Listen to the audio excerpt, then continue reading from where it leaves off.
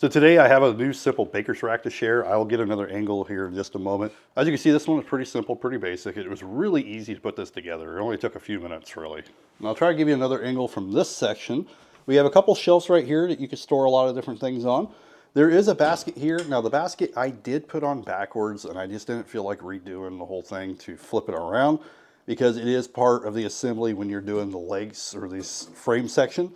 So just keep an eye on the basket because the other side's got the little indentation, but I can still use it, so I just didn't even worry about it.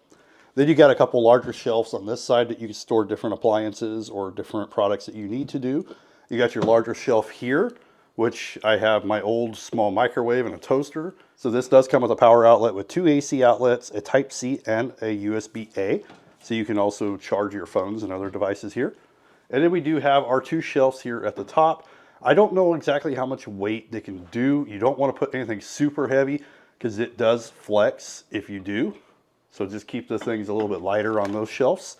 These ones down here are a heck of a lot stronger, but these ones up here are just a little bit more flexible, so just be careful. Now over here, there is a little bar. It also comes with all these little hooks that you can like hang utensils and spoons and whatever you want on them.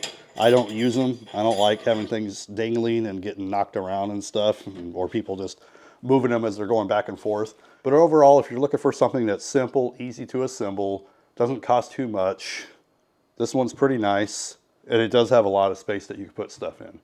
Anyway, thank you for watching. I'll see you in the next one.